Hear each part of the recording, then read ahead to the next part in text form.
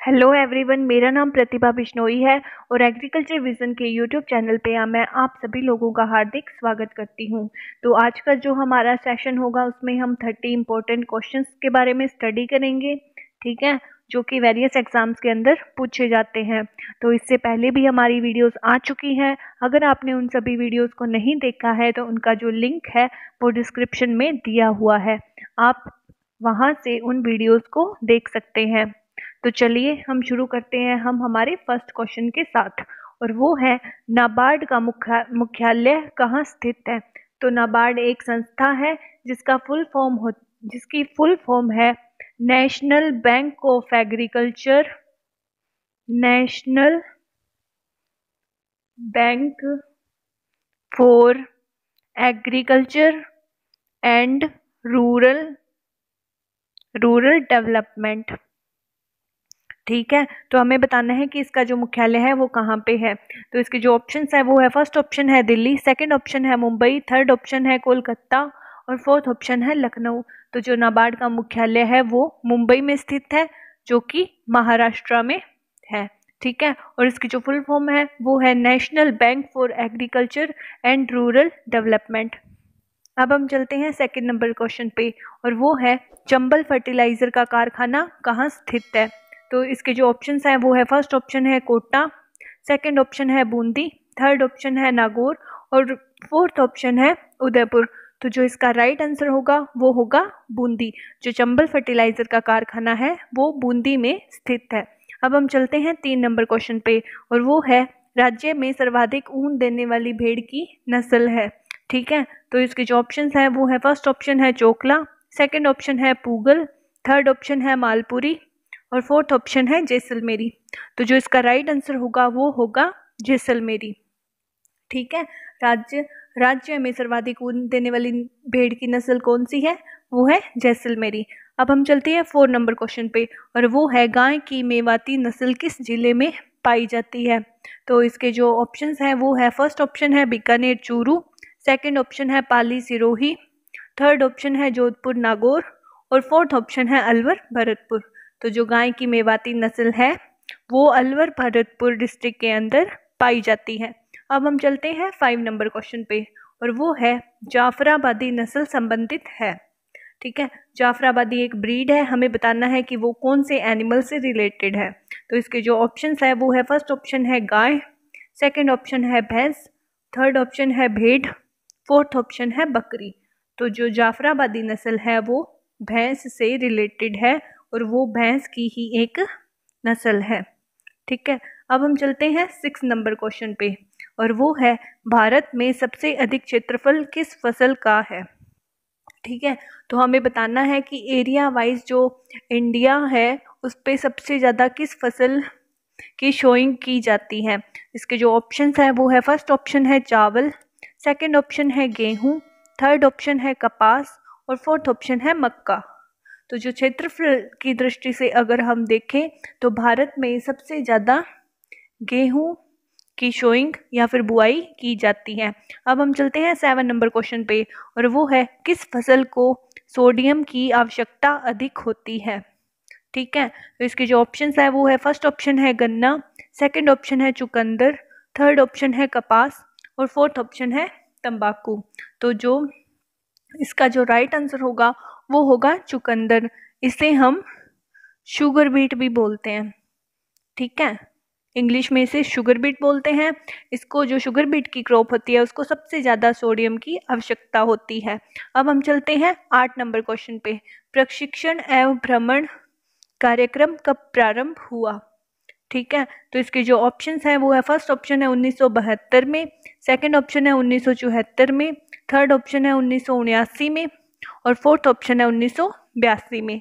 तो जो इसका राइट आंसर होगा वो होगा 1974 में। जो प्रशिक्षण व भ्रमण कार्यक्रम है वो 1974 में 1974 में स्टार्ट हुआ। अब हम चलते हैं 9 नंबर क्वेश्चन पे, और वो है प्रोपिंग का संबंध है। ठीक है, तो इसके जो ऑप्शंस हैं वो है, फर्स्ट ऑप्शन है गेहूं, सेकंड ऑप्शन है तंबाकू, थर्ड ऑप्शन है चना और फोर्थ ऑप्शन है मक्का। तो जो प्रोपिंग की प्रोसेस है वो तंबाकू से या फिर टबैको से रिलेटेड है। अब हम चलते हैं 10 नंबर क्वेश्चन पे, और वो है निम्न में से खरीफ की दाल है। ठीक है, तो हमें बताना है कि कौन से जो गिवन ऑप्शंस है उनमें से खरीफ की दाल है। इसके जो ऑप्शंस है वो है, फर्स्ट ऑप्शन है चना, सेकंड ऑप्शन है अरहर, थर्ड ऑप्शन है मटर और फोर्थ ऑप्शन है सभी। तो जो खरीफ की दाल है वो है अरहर, ठीक है, और जो बाकी है चना और मटर, इनकी शोइंग हम रबी में करते हैं। ठीक है, अब हम मूव करते हैं 11 नंबर क्वेश्चन पे, और वो है राजस्थान का नागपुर कहलाता है। ठीक है, तो इसके जो ऑप्शंस है वो है, फर्स्ट ऑप्शन है कोटा, सेकंड ऑप्शन है झालावाड़, थर्ड ऑप्शन है हनुमानगढ़ और फोर्थ ऑप्शन है उदयपुर। तो जो नागपुर है वो जगह ऑरेंज प्रोडक्शन के लिए फेमस है। तो राजस्थान का जो नागपुर है वो मेनली हम झालावाड़ को कहते हैं, क्योंकि झालावाड़ राजस्थान के अंदर ऑरेंज प्रोडक्शन मतलब संतरा उत्पादन के लिए सबसे ज़्यादा फेमस है, इसीलिए राजस्थान का नागपुर हम झालावाड़ को कहते हैं। ठीक है, अब हम चलते हैं 12 नंबर क्वेश्चन पे, और वो है भारतीय कृषि अनुसंधान परिषद की स्थापना कब हुई। तो इसके जो ऑप्शंस है वो है, फर्स्ट ऑप्शन है 1935, सेकंड ऑप्शन है 1929, थर्ड ऑप्शन है 1932 और फोर्थ ऑप्शन है 1963। तो जो इसका राइट आंसर होगा वो होगा 1929। तो जो भारतीय कृषि अनुसंधान परिषद है उसकी स्थापना 1929 में की गई। ठीक है, अब हम चलते हैं 13 नंबर क्वेश्चन पे, और वो है सेंट्रल राइस रिसर्च इंस्टीट्यूट कहाँ स्थित है। ठीक है, तो इसके जो ऑप्शंस है वो है, फर्स्ट ऑप्शन है शिमला, सेकंड ऑप्शन है कटक, थर्ड ऑप्शन है राजमुंद्री और फोर्थ ऑप्शन है कोलकाता। तो जो इसका राइट आंसर होगा वो होगा कटक। जो सेंट्रल राइस रिसर्च इंस्टीट्यूट है, जो धान से रिलेटेड रिसर्च इंस्टीट्यूट है वो कटक में स्थित है। ठीक है, अब हम चलते हैं 14 नंबर क्वेश्चन पे, और वो है गोल्डन चावल में किस विटामिन की प्रचुर मात्रा पाई जाती है। तो जो गोल्डन राइस है हमें बताना है उसमें जो कौन सा विटामिन होता है जिसकी अधिकता पाई जाती है।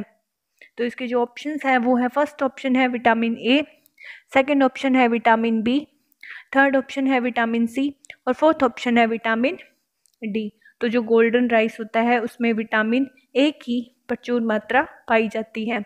अब हम चलते हैं 15 नंबर क्वेश्चन पे, और वो है इंदिरा गांधी नहर कहाँ से निकाली गई।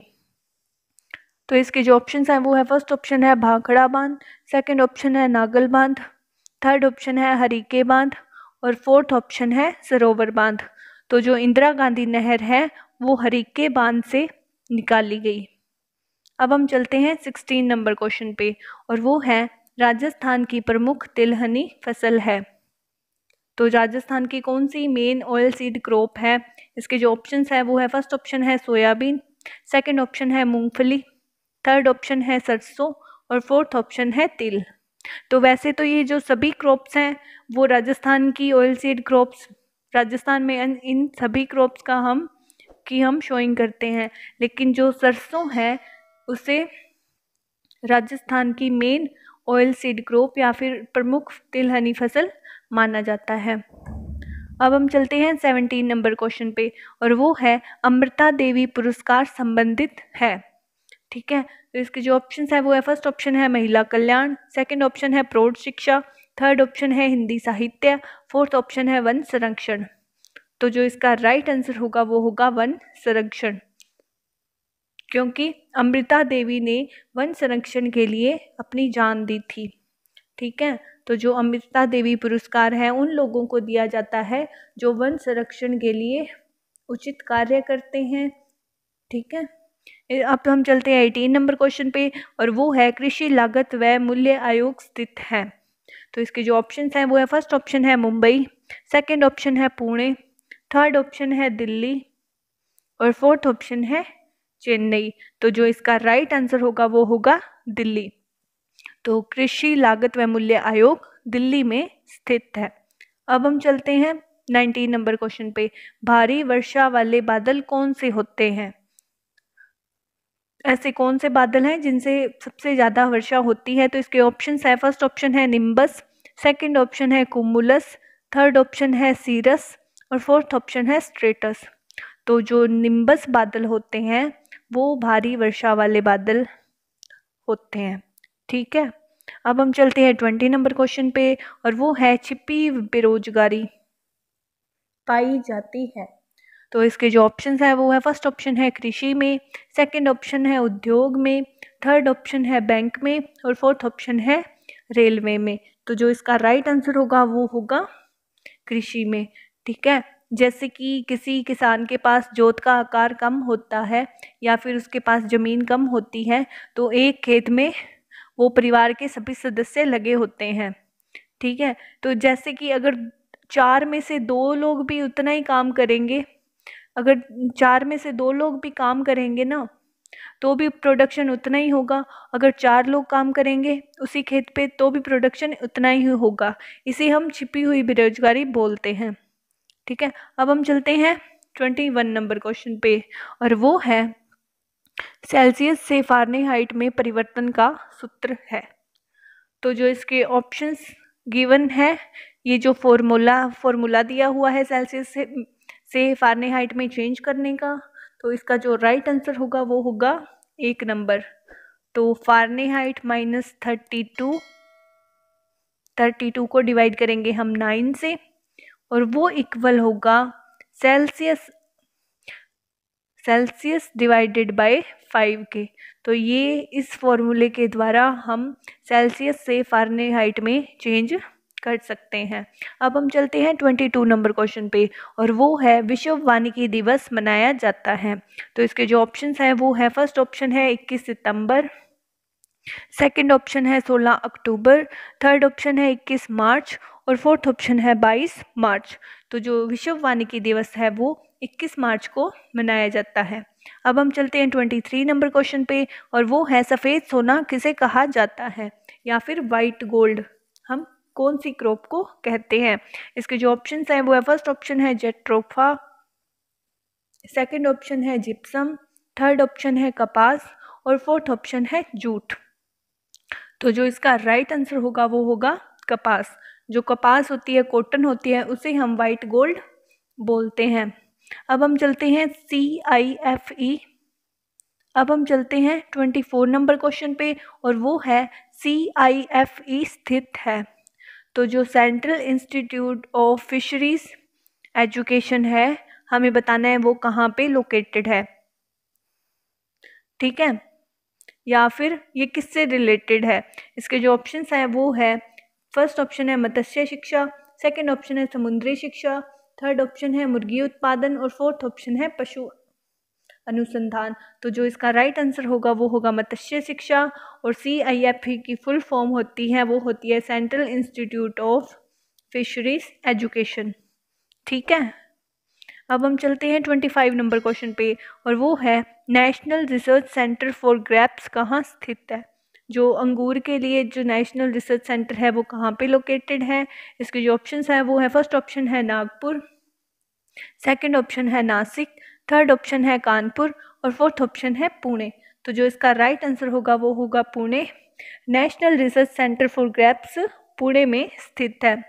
अब हम चलते हैं 26 नंबर क्वेश्चन पे, और वो है गोल्डन क्रांति का संबंध है।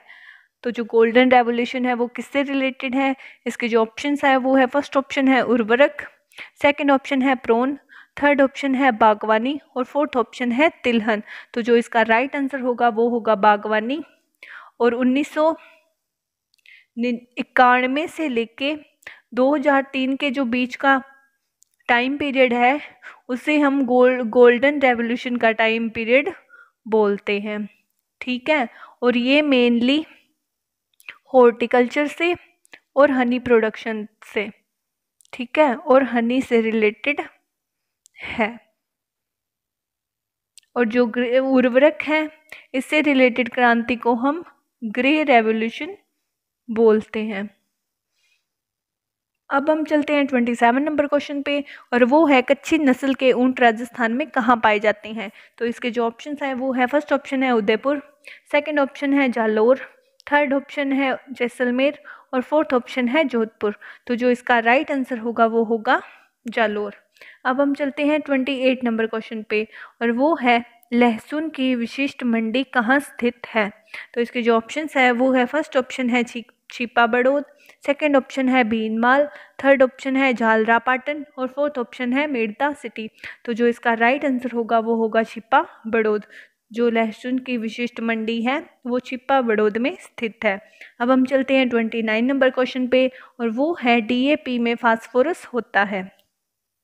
तो इसके जो ऑप्शन हैं वो है, फर्स्ट ऑप्शन है 18%, सेकंड ऑप्शन है 21%, थर्ड ऑप्शन है 26% और फोर्थ ऑप्शन है 46%। तो जो इसका राइट आंसर होगा DAP में फास्फोरस का कंटेंट वो होता है 46%। अब हम चलते हैं हमारे आज के सेशन के लास्ट क्वेश्चन पे, और वो है धनिया कौन सी फसल है। तो जो कोरिएंडर है हमें बताना है कौन से सीजन की क्रॉप है। इसके जो ऑप्शंस हैं वो है, फर्स्ट ऑप्शन है रबी, सेकंड ऑप्शन है जायद, थर्ड ऑप्शन है खरीफ और फोर्थ ऑप्शन है कोई नहीं। तो जो इसका राइट आंसर होगा वो होगा रबी। इसी तरीके से हमारा आज का सेशन यहीं पे समाप्त होता है। और अगर आपको वीडियो अच्छी लगी हो तो आप इसे लाइक और शेयर कीजिएगा, और चैनल पे नए हो तो इसे सब्सक्राइब कीजिएगा। इसके साथ ही अगर आपको किसी भी तरीके का डाउट है तो कमेंट सेक्शन में आप उसे पूछ सकते हैं, और जो पुरानी वीडियोस का जो लिंक है वो डिस्क्रिप्शन में दिया हुआ है, वहाँ से आप उन्हें देख सकते हैं। Thank you.